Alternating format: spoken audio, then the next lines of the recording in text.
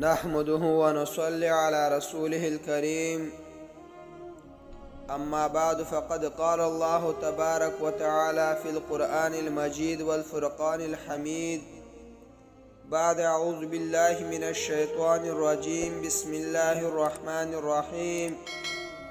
يا أيها الذين آمنوا كتب عليكم الصيام كما كتب على الذين من قبلكم لعلكم تتقون.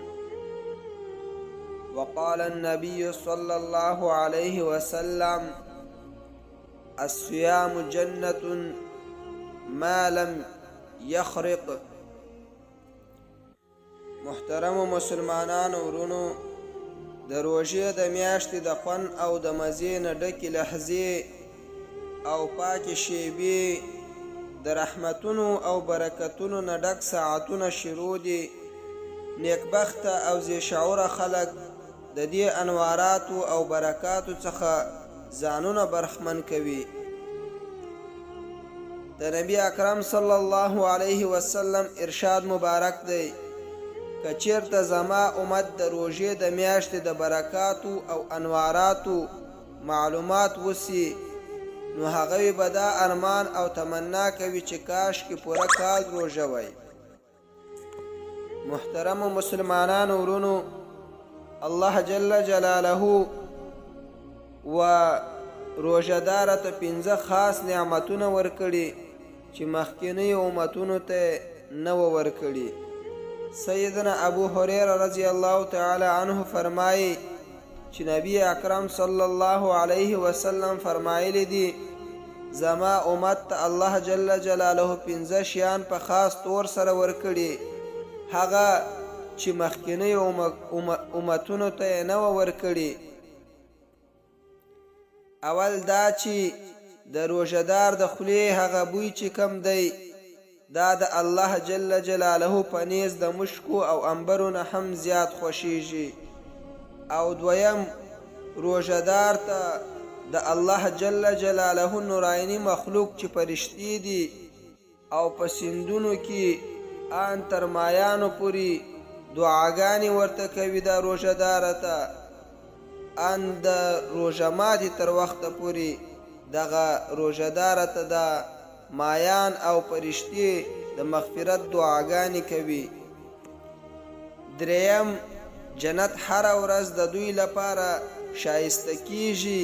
بیا الله جل جلاله فرمایي چې نږدې دی چې زما بندگان به د دنیا د مشقتونو تکلیفونو نه ځانونه وغورځوي او ستا طرف ته به راشي. څلرم، په دې مبارکه میاشت کې سرکشه شیطان وتړل شي چې دغه شیطان بیا په خلکو غلط کارونه نسی کولای. کوم بد کارونه چې په دوی باندې په غیر رمضان کې یې کوله، هغه کارونه به په رمضان کې په دوی باندې بیا نسی کولای. پنځم دا چې د روژې په آخري شپه د ټولو روژهدارانو مغفرت نصیب شي. صحابه کرام رضی الله تعالی عنهم د نبی اکرم صلی الله علیه وسلم نه پوښتنه وکړه چې یا رسول الله صلی الله علیه وسلم، آیا دا شپه د شب قدر شپه ده چې دوی ټولو ته مغفرت وسو؟ نو نبی اکرم صلی الله علیه وسلم ورته فرمایل چې نه، دا د شب قدر شپه نه ده، بلکې د دستور او طریقه دا ده چې مزدور ته د مزدوري په ختمېدو کې مزدوري ورکولای شي. مطلب دا سو چې د شب قدر د شپې فضیلتونه بیل دي او دا انعام د روژې د ختمېدو سره دی. دا انعام صرف د روژهدار خلکو د پاره دی چې په آخره شپه باندې دوی ټولو ته مغفرت الله پاک وکړي. محترمینو، په روژه نیولو کې څه حکمت دی؟ آیا خدای پاک خپل بندگان وږي تږي ساتي او هغوی ته سزا ورکوي؟ آیا الله جل جلاله چې خپل بندگان وږي تږي ساتي نو هغه پرې خوشحالیږي؟ آیا الله جل جلاله په دې میاشت کې خپل بندگان وږي تږي ساتي او د هغو شیانو او خوراکو بچت کول غواړي چې ذخیره جوړه سي او خوراکې زیاتې پاتې سي؟ کله چې دا درې واړه خبرې غلطې دي، نو د روژې نیولو نور څه مقصد کېدی سي؟ نو قرآن کریم د دې خبرې جواب ورکوي، یا ایها الذین آمنوا کتب علیکم الصیام کما کتب علی الذین من قبلکم لعلکم تتقون. ای د ایمان خاوندانو، موږ په تاسو باندې روژې فرض کړي دي لکه څنګه چې ستاسو نه په مخکینیو خلکو باندې روژې فرض وي. د فرض کولو حکمت او فلسفه هم موږ ته وښودله، هغه دا چې لعلکم تتقون، لپاره د دې چې تاسو متقیان جوړ سي. د روژې په برکت سره په تاسو کې تقوا او پرهیزګاري پیدا سي. محترمینو، تقوا یو ډیر قیمتي نعمت دی. تقوا هغه نعمت دی چې د دې په حاصلولو باندې انسان په فرشتو باندې وړاندېوالی حاصلوي. الله جل جلاله په قرآن کې فرمایي، ان اکرمکم عند الله اتقاکم. بېشکه د الله په نیز باندې عزتمن هغه دی چې تقوا اختیار کی، په ځان کې عاجزي راولي.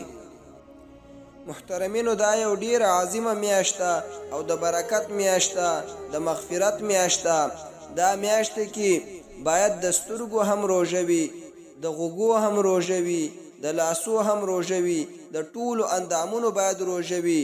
دا ګناه چې کم ده دا د انسان د هر اندام نه کیږي، باید انسان د هر اندام حفاظت وکړي او روژه خپل د حقوقو سره سم ادا کړي.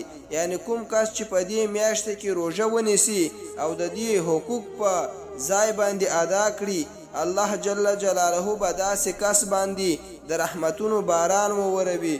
په قبر او په حشر کې به ورته الله جل جلاله د مغفرت ډالۍ ورکړي. د داسې روژهدار کس به په خپله الله ضامن وي. روژهدار کس به د قیامت د ورځې د سختۍ نه په امن کې وي او په آخره کې به الله جل جلاله د جهنم د لمبو نه وساتي او جنت ته به داخل کړي.